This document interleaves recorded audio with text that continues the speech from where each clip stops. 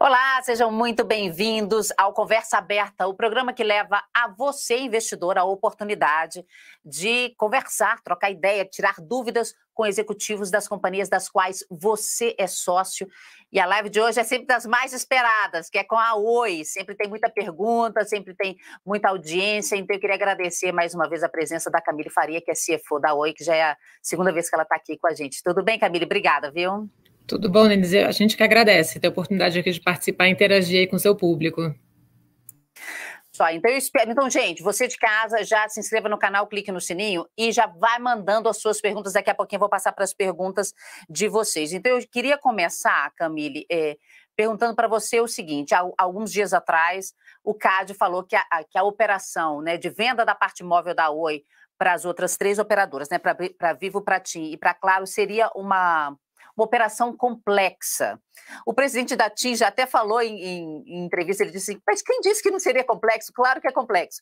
Mas eu queria te perguntar o seguinte, se isso dele ter declarado, o CAD ter declarado que é complexo, dá o direito ao CAD de estender o prazo. Eu queria que você falasse qual que é o prazo, se ele fosse estendido, se ele for estendido, para quando vai, e se isso é um problema, se vocês já estavam com isso no preço, digamos, já estavam aguardando, se isso é um problema, esse adiamento, esse possível adiamento, como é que você avalia?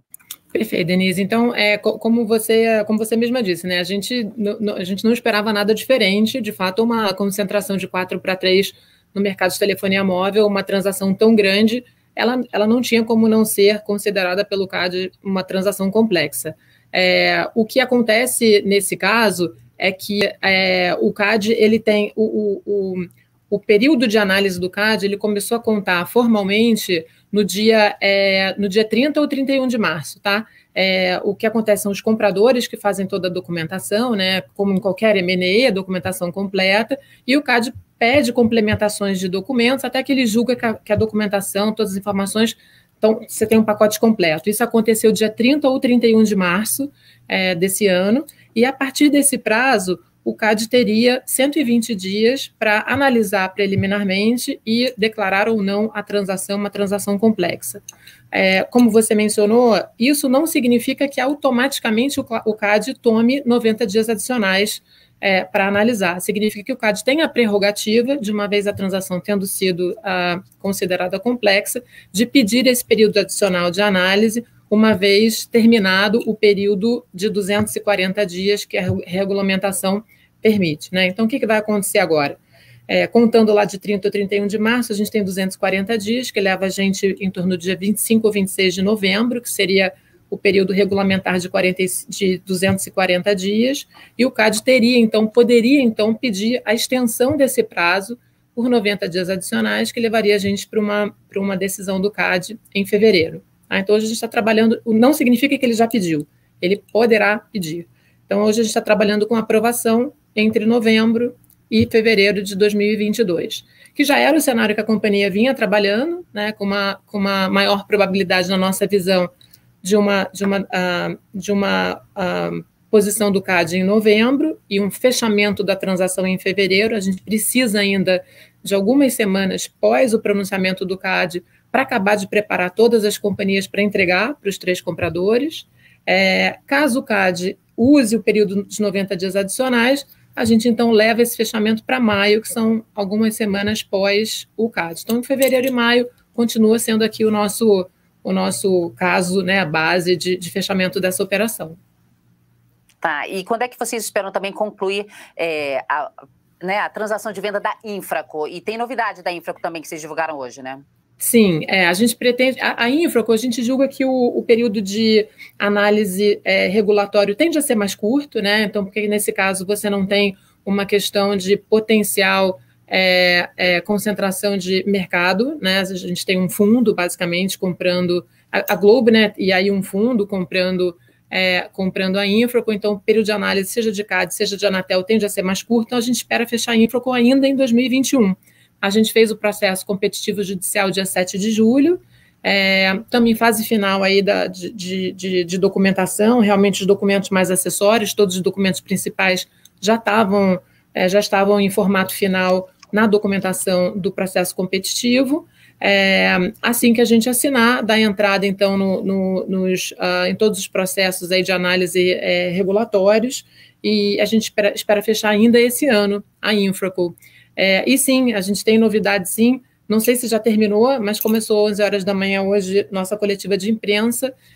Um marco aqui muito importante, né? A Infraco era um nome interno, era um nome quase que de guerra aqui interno, quando a gente fez o nosso planejamento estratégico, e hoje, formalmente, a gente está lançando a nova marca da Infraco. Não vou dar spoiler, porque eu não sei se já está lançada lá na coletiva de imprensa, mas a gente está lançando a nova marca da Infraco, dissociada da Oi, e dando largada aí na Infraco como uma companhia de infraestrutura neutra, oferecendo a sua infraestrutura para todos os prestadores de serviço de telecomunicações e de infraestrutura de telecomunicações. Ela deixa de ser formalmente e oficialmente a infraestrutura da Oi e passa a ser uma infraestrutura para todos.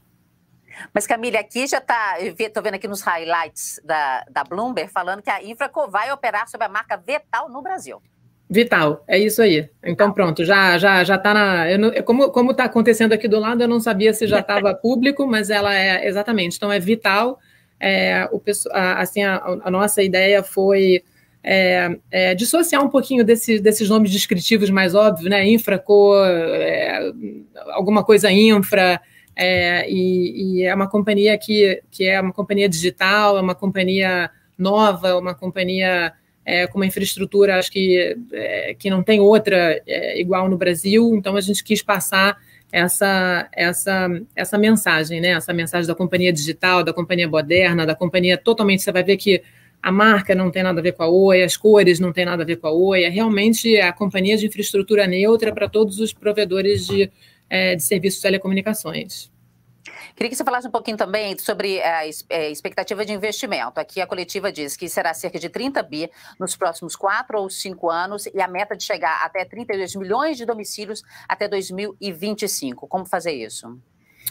Isso aí bom, isso aí já vem do nosso plano original lá, quando ainda era tudo dentro da Oi, quando não se tinha ainda essa ideia de fazer infraestrutura neutra lá em 2019, né? Essa ideia da Infraco, essa estratégia surgiu em 2020, e naquela ocasião a Oi encomendou com uma consultoria um estudo super detalhado do potencial da fibra no Brasil inteiro, o que já estava explorado e o que ainda tinha por explorar. Então, isso aqui nos levou a um número significativo de domicílios viáveis, vamos dizer assim, e com base nisso, a gente tinha feito inicialmente a projeção somente da Oi, né? Que obviamente era mais modesta, porque éramos só nós explorando essa infraestrutura. Na medida em que a gente está tirando essa infraestrutura de dentro da Oi, trazendo um sócio controlador mais capitalizado, né? E botando essa neutralidade que faz com que essa rede fique aberta a ISPs, às nossas colegas, né, telcos aqui, colegas concorrentes telcos, a provedores de infraestrutura de telecomunicações. A gente acha que essa infraestrutura vai ser ainda muito melhor utilizada, né? Tende a ter mais ocupação e mais capacidade de expansão. Então, isso aí já foi um step up, vamos dizer, dos planos que a gente tinha em relação ao market share de casas passadas que a Infraco pode ter. Agora, a Vital. Então, isso aqui já está bem consistente com o que a gente já tinha anunciado para o mercado, já vinha anunciando desde 2019, só que claramente agora conseguindo alcançar um percentual maior desse potencial do mercado brasileiro com essa neutralidade. Agora, Camille, vocês então se esperam concluir isso até o final do ano, vocês esperam então que o CAD considera como simples a operação e não complexa, né? Ela é uma operação que não tem, o comprador não tem uma operação de fibra no Brasil, ele é o que a gente chama de um atacadista de serviços de infraestrutura de telecomunicações, porque ele é uma companhia, a Globnet é uma companhia de cabo submarino, mas é um serviço completamente diferente do que presta a Infraco, complementar, não é uma concentração. Então, é claro que a gente espera aqui uma análise bem mais rápida, né, que entre nos casos mais simples do caso. Não necessariamente o rito sumário, que é aquele que se faz em praticamente um mês, mas certamente numa análise mais simples, dado que não há aqui nenhum issue de concentração de mercado. Família, o mercado de telefonia celular voltou a crescer no Brasil e vocês estão surfando essa onda, se beneficiando disso também. O que você acha que está acontecendo? Foi um efeito do Corona Voucher, que o pessoal está com um pouco mais de dinheiro para poder investir, né? O pessoal que se beneficiou do Corona Voucher, ou a maior digitalização das pessoas por causa da pandemia? O que você avalia?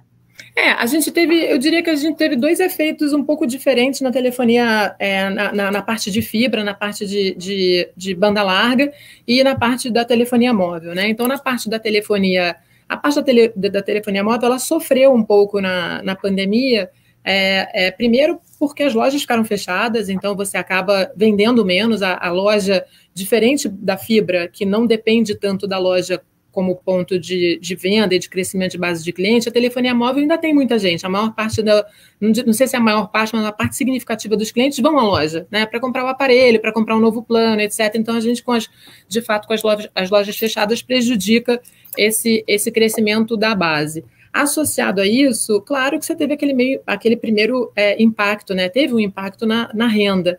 E a gente sente isso diretamente e imediatamente na recarga, sobretudo do pré-pago, né? Então, a gente sentiu esse impacto. O que aconteceu é que, de fato, com os vouchers, o pré-pago acaba, com os programas de ajuda do governo, o pré-pago acaba recuperando. Então, a gente sente que quando tem os programas de auxílio, esse pré-pago recupera. Quando o governo suspende um pouco, a gente acaba diminuindo um pouco. Então, tem uma correlação aí dá para perceber bastante a correlação entre os programas de auxílio do governo na pandemia e as recargas do pré-pago. Já na fibra, a gente teve um comportamento oposto. Eu acho que as pessoas em casa, seja em home office, seja as crianças tendo que estudar em casa, seja por entretenimento, as pessoas mais dentro de casa precisando de entretenimento, acho que as pessoas se deram conta que precisavam de banda larga de melhor qualidade, né? E isso impulsionou as nossas vendas, sobretudo porque nesse momento de sobrecarga na rede, isso ajuda a diferenciar aqueles provedores que têm um core de rede, né, uma rede de transporte mais robusto. Então, são as redes que não caíram. Nossa rede não caiu na pandemia, apesar de um aumento significativo no tráfego de dados, né, sobretudo lá nos primeiros meses do ano passado. Então, isso ajudou bastante a acelerar nosso crescimento, e levou o nosso ritmo que a gente chama de adições líquidas na nossa base a um outro patamar. A gente, no início da pandemia, sentiu um crescimento muito acelerado, a gente julgou que poderia ser temporário. De fato, ele deu uma estabilizada num nível mais baixo, mas ainda assim muito superior ao nível que a gente vinha experimentando antes da pandemia. E eu acho que é uma tendência que veio para ficar. Na hora que você tem um produto de melhor qualidade, você não volta para o outro, né? Quer dizer, você não vai voltar para o cobre, você não vai voltar para o coaxial, né? A fibra, o FTTH, que é o Fiber to the Home, realmente é uma tecnologia que, em termos de qualidade, ela é diferenciada e na hora que você muda, acho que é uma mudança definitiva. Queria agradecer aqui a presença do pessoal do GLFlix, que toda vez que a Oi vem, o pessoal aparece aqui também. Então, gente, já deixa o seu joinha, manda esse link para o resto da comunidade poder também aproveitar e desfrutar aqui da nossa live. Já vou passar para as perguntas da audiência, tá, Camille? Que já está chegando bastante coisa. O Herbert perguntou o seguinte: boa tarde. Recentemente, a Oi Soluções fechou contrato para fornecer um sistema de monitoramento com o estado da Bahia. Há negociações em andamento com outros estados para fornecer esse serviço?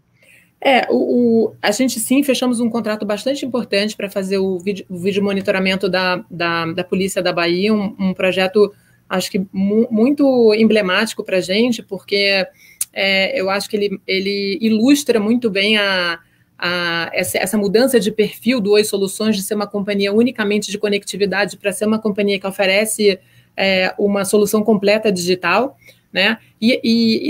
O que acontece é que esses serviços estaduais, eles são licitações, né? Então, a gente depende muito dos governos terem a iniciativa de querer implementar esses serviços e aí abrirem esses processos competitivos, essas licitações, que então, claro, a gente vai sempre ter interesse de participar.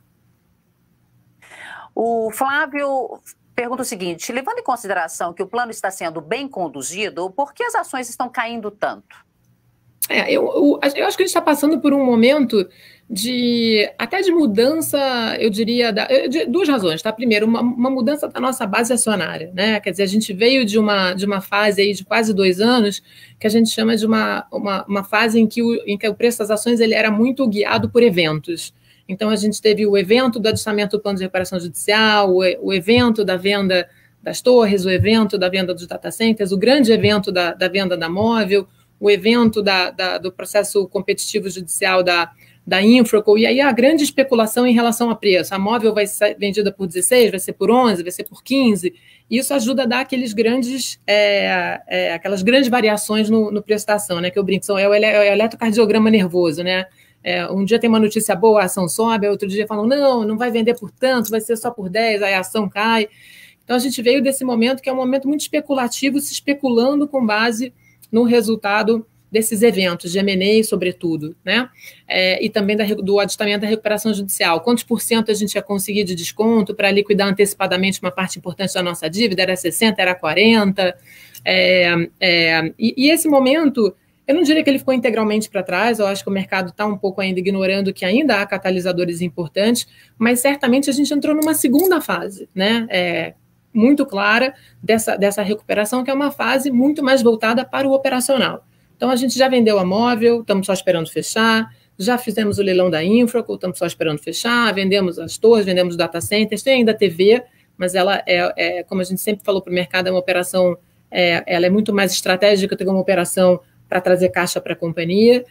Já fizemos o adestamento do plano, já está claro como é que a dívida vai se comportar, e agora é continuar e até acentuar o turnaround operacional para transformar a Oi naquela grande companhia tradicional, integrada de serviços de telecomunicações, com uma grande infraestrutura própria, nessa nova companhia digital, focada em cliente, que a gente chama de asset light, né, com pouco ativo imobilizado, que tem que ser uma companhia menor, mais ágil, mais simples.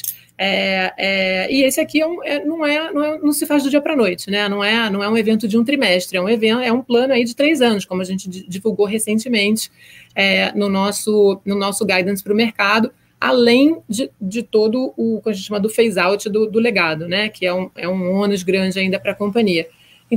Então, acho que assim, mudou, a gente vem experimentando uma mudança da base de acionistas, daqueles que eram muito mais voltados a eventos, para aqueles que agora acreditam que a gente vai entregar o resto desse turnaround e virar essa companhia que eu falei, nova, ágil, digital, leve, mas não vamos ter uma notícia de hoje para amanhã de um bi para cá, um bi para lá. São pequenos degraus que a gente vai subindo constantemente para fazer essa entrega. Então, acho que essa é uma das razões. A segunda razão foi, de fato, o guidance que a gente divulgou para o mercado. Eu acho que a Oi é uma companhia complexa de analisar, né? Eu tive até um analista que falou, nossa, as outras companhias que eu analiso, eu pego EBITDA, tiro o CAPEX, capital de giro e eu descubro caixa.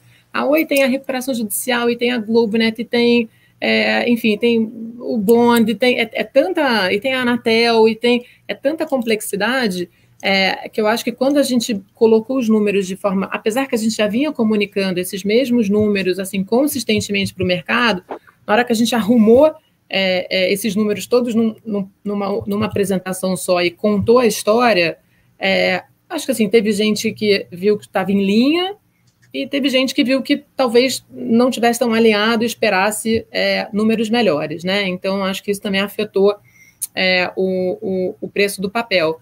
Mas acho que, assim, de uma forma geral, a gente vem conversando bastante com o mercado e agora acho que é nosso papel continuar esse diálogo constante para ir educando o mercado. As pessoas estão ignorando, vamos dizer assim, catalisadores ainda importantes que podem fazer muita diferença nesses números que a gente divulgou, né? Quer dizer, a própria valorização da Infraco, os números que a gente divulgou foram da Oi sozinha, mas a Oi manterá uma participação na Infraco de 42%, né?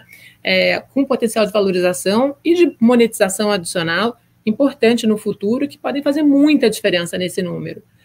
A gente tem uma questão grande com a Anatel aí, de alguns bilhões, né, que podem mexer muito também nesse número. Quer dizer, a gente tem o cobre, se a gente consegue, ainda no assunto Anatel, se a gente consegue uma solução mais rápida para migração de concessão para autorização, que alivia a companhia de todos os ônus da concessão de forma mais rápida. Isso dá um impacto de centenas de milhões no nosso custo. Então, assim, tem ainda eventos importantes para acontecer, mas que são muito menos previsíveis, vamos dizer assim, do que os que já aconteceram. Mas eu acho que é isso. Eu acho que agora quem está com a gente, né, essa nova base, é quem está apostando de fato na entrega do turnaround operacional, e conforme a gente for subindo esses degraus e for entregando, temos certeza que o mercado vai premiando novamente a performance no preço das ações. Você citou o endividamento, a pergunta da Eudia sobre isso, esclareça a questão da dívida da Oi, se está nos planos da empresa a redução das dívidas antes do período informado no plano. Sim, o que a gente apresentou no nosso guidance o que a gente apresentou foi, se nós não fizermos nada e dependermos unicamente da geração de fluxo de caixa operacional para continuar com o programa de desalavancagem, a gente espera chegar lá no fim de 2024 com uma dívida líquida sobre EBITDA ainda em torno de 6,5, 6,6.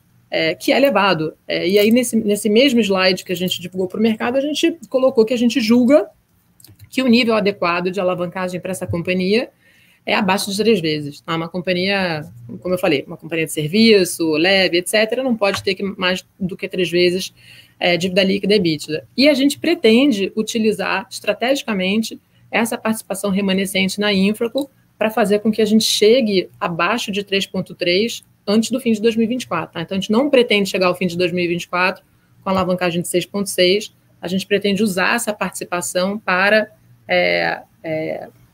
mudar essa alavancagem, reduzir essa alavancagem antes do fim de 2024. O Carlos pergunta, a Infraco, sob a gestão do BTG, pode prestar serviço de internet fibra ótica para outra empresa por preços inferiores aos cobrados à Oi? Vamos lá, a Infraco, por definição, né, ou a Vital agora, vamos aproveitar e já, né, divulgar a marca nova, ela tem que ser uma atacadista, tá? Então ela não pode atuar nem no mercado de varejo, ela não pode, por exemplo, ser uma competidora da Oi Fibra, nem no mercado corporativo. Então ela não pode ser uma competidora, por exemplo, da Oi Soluções, tá?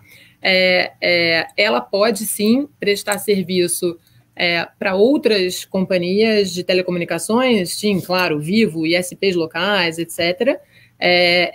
E o que a gente tem, e eu não vou entrar em detalhes do contrato, porque obviamente o contrato é confidencial, mas assim, o que a gente buscou no nosso relacionamento com a Vital foi não garantir nenhum tipo de privilégio. Quer dizer, a Oi não tem um privilégio no relacionamento com a Vital. O que existe é uma isonomia. Então, claramente, a gente tem uma vantagem pelo volume. A gente já nasce sendo o maior cliente da Vital disparado, né?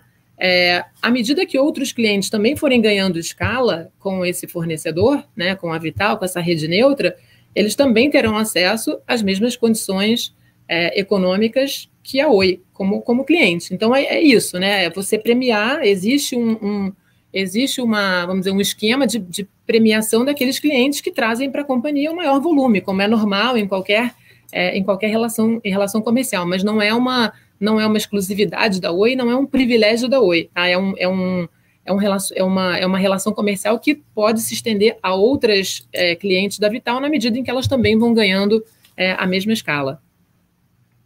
O Carlos pergunta, com relação à dívida em dólar, existe um plano de transformá-la em real? Se existe, como será desenvolvido?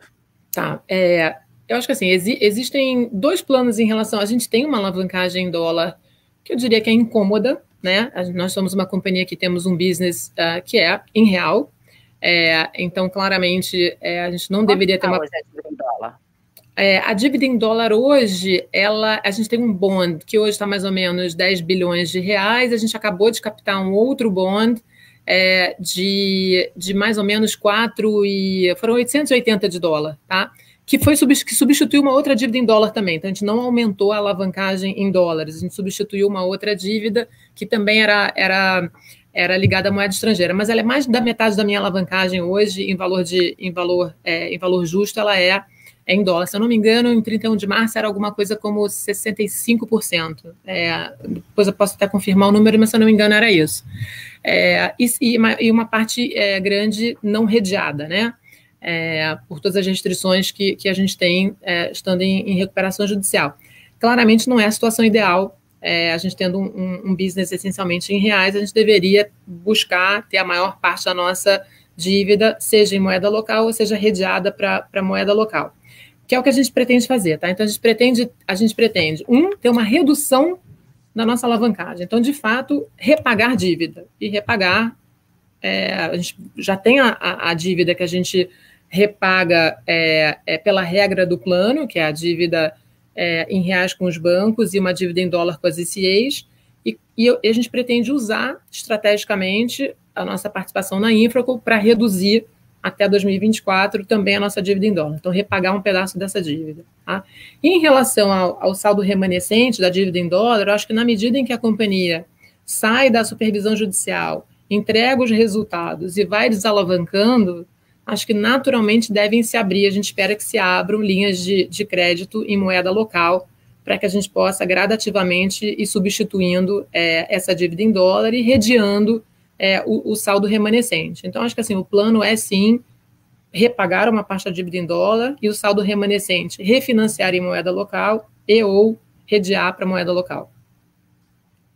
Galera, Geliflix, peço para deixar já o joinha aí, o YouTube vai entender que o nosso conteúdo é relevante, vai levar para outras pessoas e outras pessoas podem conhecer a ação da Oi também.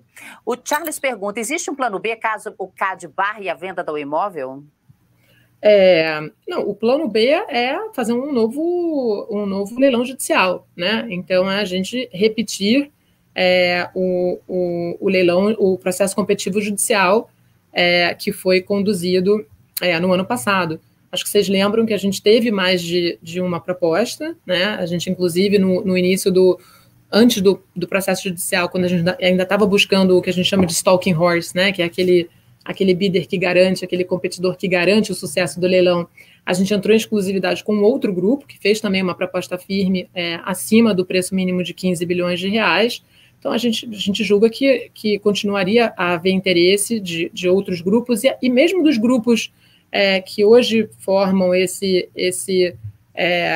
grupo vencedor, talvez numa diferente configuração, mas a gente realmente acha que esse é o cenário extremamente improvável, porque como a gente já repetiu várias vezes, os três compradores eles fizeram um plano de segregação de ativos entre eles muito cuidadoso, que primeiro colocou os três absolutamente em conformidade com a regulamentação de espectro, e além disso evitou qualquer tipo de possível interpretação de concentração de mercado em qualquer sub-região, tá? Então, de novo, é uma análise longa, é uma análise complexa como tem que ser, mas a gente está bem confiante que ao final o CAD vai verificar que a segregação dos ativos entre os três está sendo feita de forma a continuar garantindo plena competição, preços eficientes para o consumidor final. Eu acho que só vai ajudar aí o mercado celular. Então, é claro, a gente tem que sempre pensar, né, mesmo que seja 0,1% de chance ou nada de chance, a gente tem que ter sempre um plano B, mas a gente está muito, muito confiante de que a gente não vai precisar. O Sidney pergunta como é que está a fibra da Oi em São Paulo. A gente lançou um projeto piloto de fibra em São Paulo que, claramente, acho que em comparação com a escala que a gente tem no resto do Brasil, ele é pequeno, está andando aos pouquinhos, mas está andando. Acho que em breve a gente anuncia alguns resultados para o mercado de como está indo esse nosso projeto em São Paulo. O Carlos pergunta, Camille, na dívida da Oi, por que não estão previstos recursos? 2 pontos aí, depósito judicial, imóveis a serem vendidos, redução da dívida da Anatel em 70%, abatimento do imposto de renda devido aos prejuízos. Não, isso tudo está previsto no nosso fluxo de caixa que leva a gente à posição que a gente divulgou lá no Guidance, né? Então, a gente já tem ali uma previsão de uma melhoria das condições de negociação com a Anatel. A gente tem a nossa previsão ali de evolução de depósitos judiciais, onde a companhia costuma dar boas notícias, então ali é uma área em que a gente tende a ser um pouquinho mais conservador e acaba entregando melhores resultados, vamos esperar que seja assim também. Então, a Anatel, depósitos judiciais, vendas de imóveis, os imóveis, na venda de imóveis, de fato, na nossa projeção até 2024, a gente também é um pouquinho conservador, porque os imóveis maiores, que não eram reversíveis, né, que não estavam atrelados à concessão, os imóveis maiores já foram vendidos. Então, a gente continua vendendo bastante imóvel, mas são imóveis menores. Os imóveis maiores, que a gente ainda poderia vender, eles estão bem associados à conversão de concessão para autorização. Então, por isso até que eu digo que essa conversão, caso ocorra em prazos mais rápidos, ela pode representar um impacto positivo significativo para os números que a gente mostrou para o mercado, porque ali a gente não está prevendo a possibilidade de venda dos imóveis que hoje ainda são reversíveis, tá? Porque a gente está estimando um phase-out da concessão gradual até 2025 e não está prevendo isso em 2023, por exemplo. Então, é um upside em relação ao guidance que a gente deu para o mercado. Anderson pergunta, quando se fala em usar a participação da Oi na Vital para diminuir a dívida, está se falando em venda de uma outra fatia ou uso dos dividendos? Acho que é uma combinação de ambas as coisas. A Vital, ela no fechamento da operação com o BTG, ela é uma companhia sem nenhuma dívida financeira. Ela ainda vai ter uma posição de caixa, porque a transação prevê uma injeção de caixa primária no fechamento, com uma quantidade de ativos significativa e geradora importante de EBITDA. Então, é uma companhia que nasce com uma estrutura de capital ineficiente, né, do ponto de vista de finanças corporativas, porque é uma companhia sem dívida nenhuma e pagadora de imposto de renda. Então, essa companhia ela tem capacidade de se alavancar, na nossa visão, pelas nossas projeções, para fazer o seu CAPEX futuro, sem necessidade de suporte adicional dos acionistas. E, além disso, a gente acha que essa é uma companhia que, no futuro, tem, inclusive, capacidade de se alavancar adicionalmente para reduzir capital, distribuir dividendos adicionais para os acionistas, entre eles a Oi. Então, a gente acha que, sim, essa é uma avenida, né, levar a Vital para a sua estrutura ótima de capital, e, com isso, gerar caixa que possa ser distribuído para os acionistas.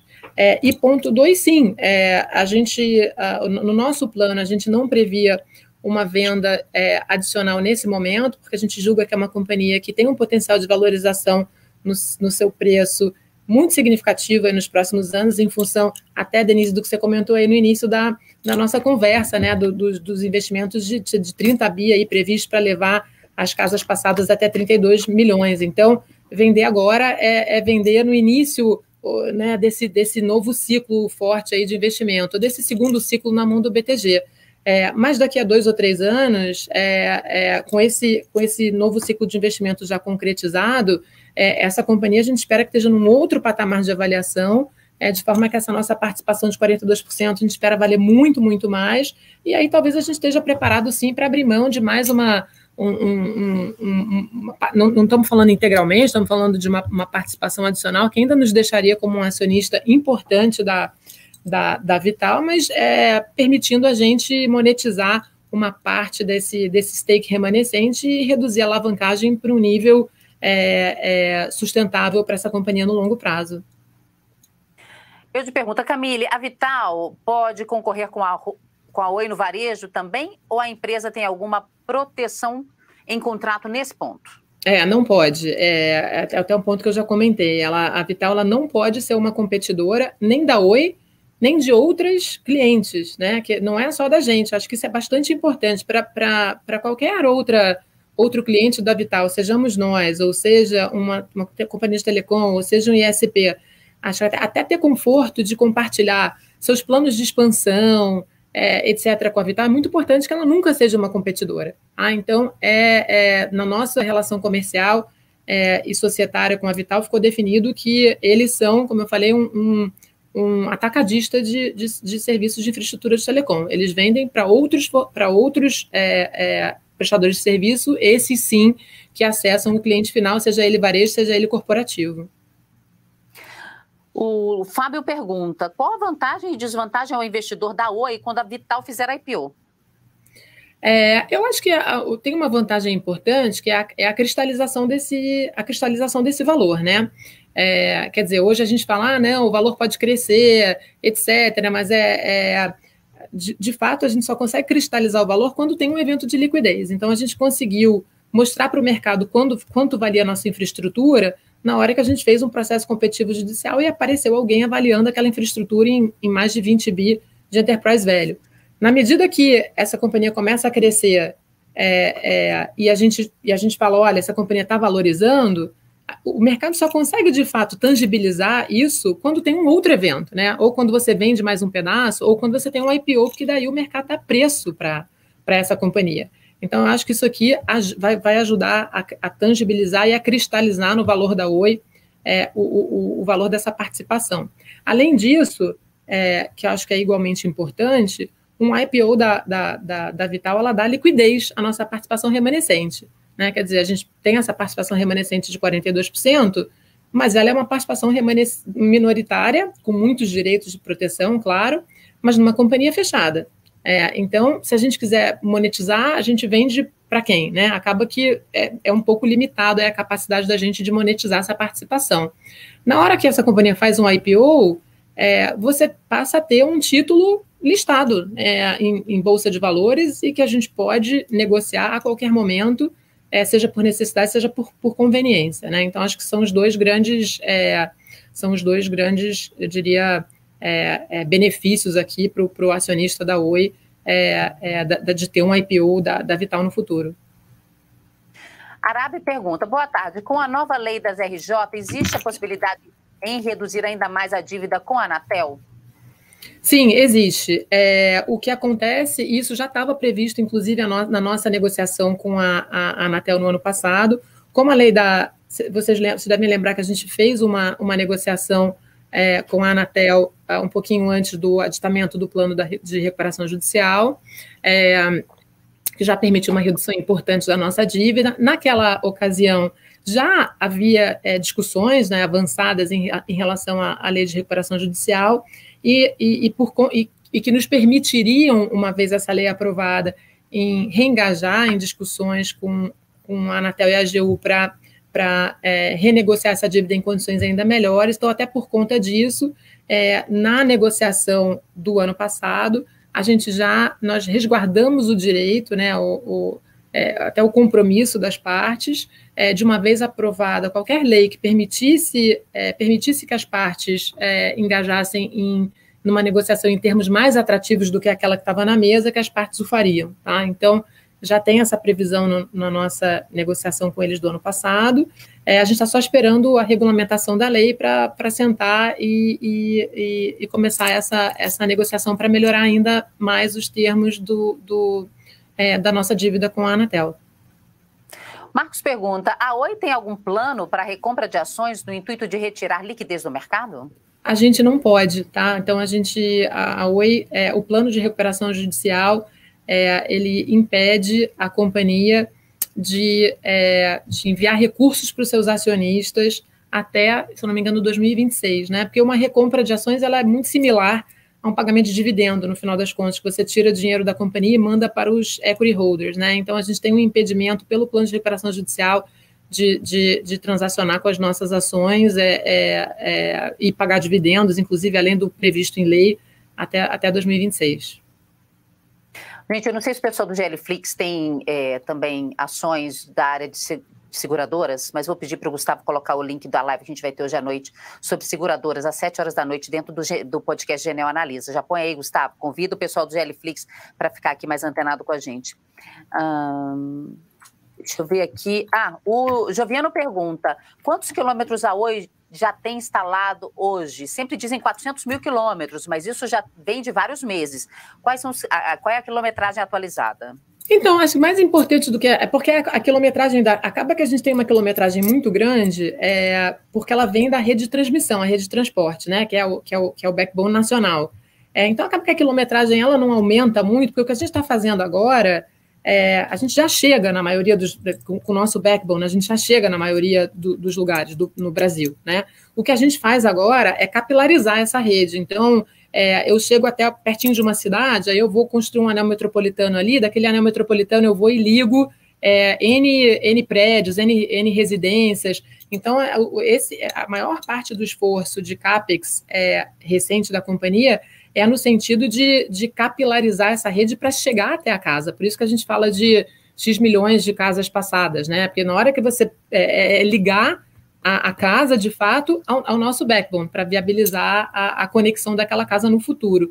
Então, a gente vem conectando, a gente vem passando mais de 400 mil casas por mês. A gente continua nesse ritmo de passar 400 mil, mais de 400 mil novas casas por mês. Tá? Então, acho que isso é muito mais importante que a quilometragem, quantas casas a gente continua passando e casas que a gente continua conectando. Né? Nós chegamos a 2,5 milhões de clientes no primeiro TRI, continuamos crescendo aí a um ritmo de 140, 150 mil casas conectadas, né? Acho que vocês entendem a diferença entre a casa passada e a casa conectada. A casa passada é aquela que eu viabilizo a conexão à minha rede de transporte, mas o cliente ainda não comprou a conexão.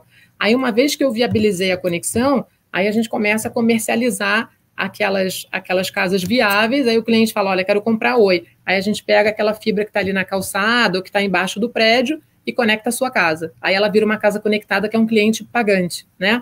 Então, a gente vem passando, quer dizer, viabilizando a conexão de mais de 400 mil casas por mês e conectando na ordem de 140, 150 mil.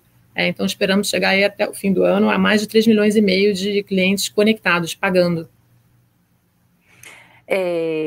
Camille, porque geralmente esse programa nosso ele tem meia hora, mas como sempre que você vem aqui, que a Oi vem aqui, também o presidente e o CEO já veio aqui também, negócio bomba de pergunta, eu queria saber se você pode ficar com a gente mais 15 minutos, você pode? Posso sim. Ai, que ótimo, então vamos lá. Hã?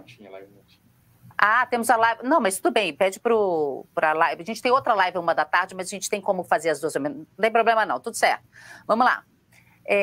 Herbert pergunta, tem algum planejamento estratégico para explorar a implementação de cidades inteligentes? Cidades inteligentes, olha, o que tem é o seguinte, de uma forma mais geral, acho que a gente deixou isso bastante claro lá no nosso guidance. A gente está deixando de ser uma companhia de pura conectividade, né? Até porque na hora que você segrega a infraestrutura e torna essa infraestrutura neutra, a conectividade ela vira cada vez mais uma commodity, todo mundo vai vender igual. Então, a companhia a gente trouxe um ano passado, já está com a gente aí quase 1 ano e meio, um diretor que é o Rogério Taca, ele é exclusivamente focado em inovação e estratégia, que justamente está analisando e está trazendo ajudando a desenvolver ou ajudando a mapear fora de casa produtos e serviços para complementar nosso portfólio de conectividade e trazer essa camada de inteligência além, né, da pura conectividade.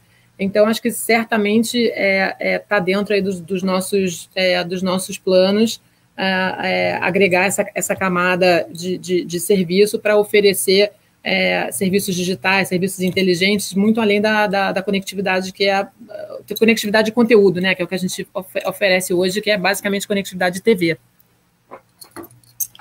O pessoal do Gelflix tem IRB. Então, gente, olha, convidadíssimos para a nossa live de hoje, 19 horas, não percam. Gente, olha, tem outra pergunta aqui. Carlos pergunta, existe a possibilidade de aumentar o CAPEX para Oi Soluções? Isso poderia ter impacto no aumento da receita no segmento B2B?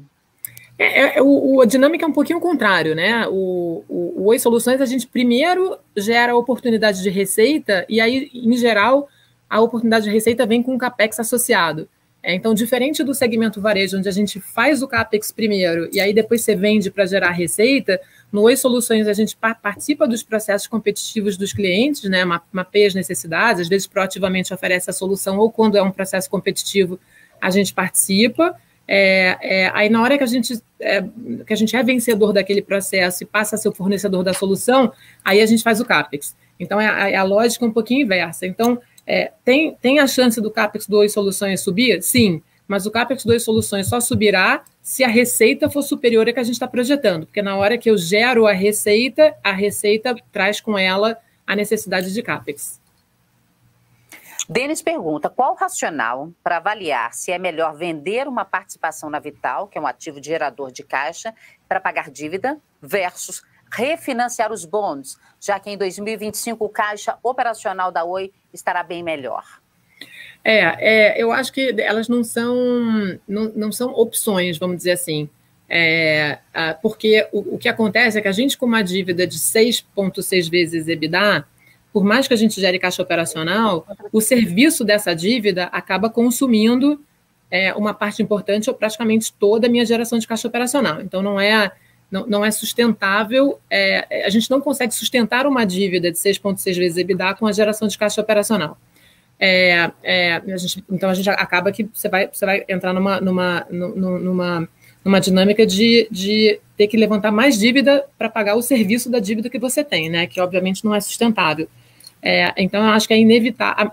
Assim, o que pode acontecer que pode fazer com que a gente adie, né, uma monetização de uma participação na Vital, ou que não faça, alguns catalisadores operacionais que façam com que o nosso EBITDA aumente. Então, uma redução mais rápida do cobre, um resultado mais positivo da nossa arbitragem com a Anatel, enfim, acho que são outros, uma negociação com a Globo, né? Enfim, são outros pontos aqui que podem ajudar a aumentar o EBITDA. Mas fora isso, eu não acho que seja uma opção, tá? Se a gente realmente estiver dentro do plano que a gente mostrou, com 6,6 vezes EBITDA, a gente precisa monetizar uma participação para reduzir a alavancagem, senão tudo que a gente gera de caixa operacional a gente consome servindo a dívida, pagando juros. Eu vou fazer a próxima pergunta, enquanto você estiver respondendo, vou trocar a pilha aqui. Acho que vai dar tempo certinho, porque a pergunta me parece complexa. Vamos lá. Felipe diz o seguinte, qual o percentual das ações em fibra FTTH vem da conversão de clientes da própria Oi que tinham tecnologias antigas? Quando essa base legado acabar, deveríamos esperar uma desaceleração das adições?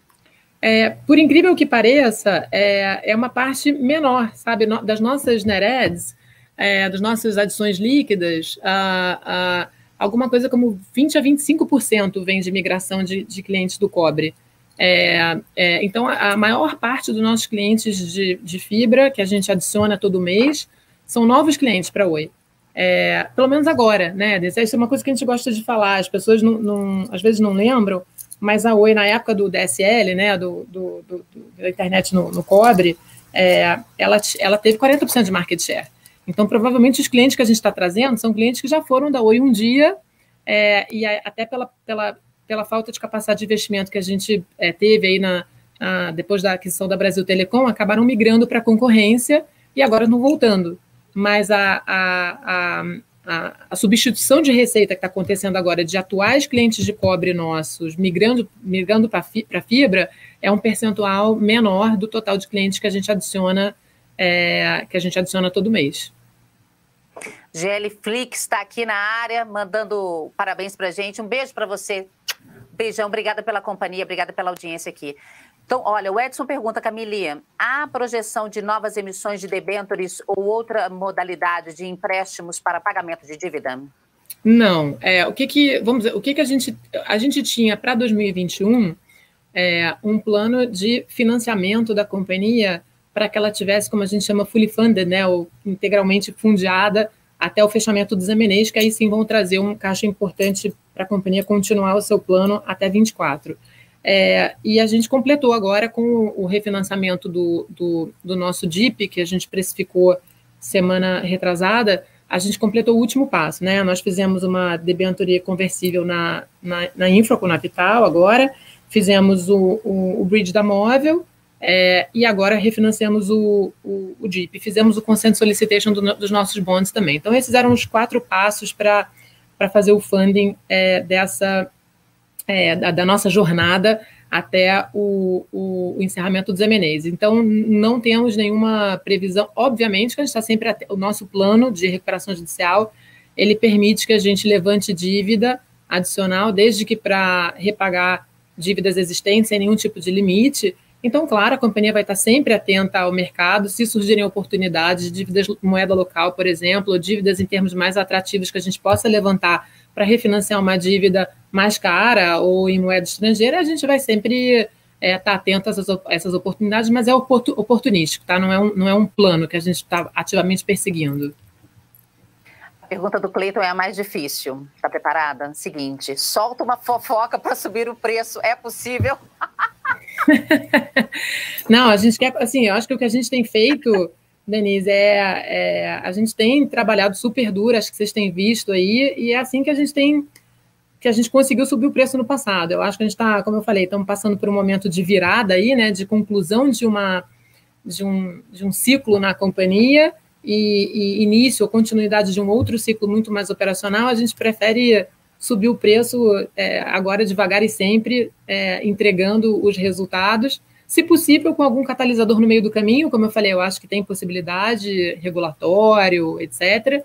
Então, tendo possibilidade, vamos entregar, mas agora acho que é a entrega do plano ali devagar e sempre. Ai, adorei essa pergunta do Cleiton. Gente, é o seguinte, combinei com a Camille que a gente vai fazer uma live só de fofocas picantes, só para quem der o like nesta live. Então deixa o seu like aí, depois a gente marca essa live só de fofocas picantes. Vamos lá, agora sério, gente. Adriano pergunta, a Oi pode separar a Oi Soluções da Oi Fibra, tornando a Oi Soluções uma outra companhia apartada? Olha, não tem nada que nos impeça, mas hoje também não vemos nenhuma razão para isso acontecer. Hoje a gente está tudo numa companhia só.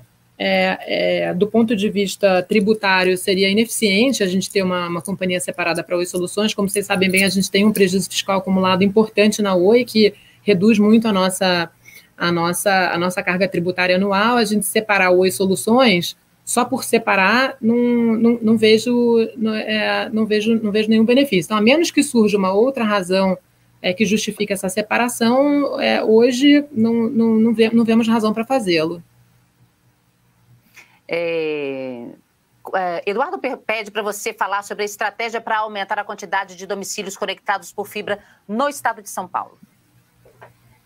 A Oi lançou a marca, né, em São Paulo, aproveitando da estrutura de fibra ótica mais de transporte que a gente já tinha, e a gente, enfim, continuar com a nossa estratégia atual. A gente fez uma campanha importante de marketing, de preço, estamos passando as casas e buscando o crescimento de São Paulo, como a gente vem fazendo em outros lugares onde a gente entra. Não temos nada especial nem específico para São Paulo. É a mesma estratégia que a gente vem adotando quando a gente entra em outras localidades. Eu acho que São Paulo é mais emblemático. A turma acaba perguntando, né, de São Paulo, porque não era uma área original da Oi, onde a gente era o incumbent, né, o concessionário. Então, mas a gente trata ali com a mesma estratégia de marketing que a gente trata outras novas áreas onde a gente passa a nossa fibra. Claro que com um pouquinho mais de atenção à marca, porque é uma marca menos conhecida em São Paulo do que no resto do Brasil.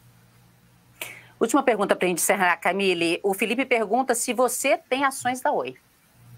A gente não tem, a gente tem uma exposição muito grande às ações da Oi, tá? Então, eu não tenho ações da Oi propriamente dita, mas a gente tem uma parte, todo o corpo executivo da companhia tem uma parte importante da remuneração atual que é atrelada à valorização das ações da Oi, que a gente só recebe se tiver uma determinada valorização, e quanto mais valoriza, mais a gente recebe. Então, eu não sou dona de ações da Oi, mas eu tenho uma parte grande da minha remuneração atrelada à valorização das ações. Então, nesse sentido, acho que o corpo executivo está muito, muito alinhado com os acionistas.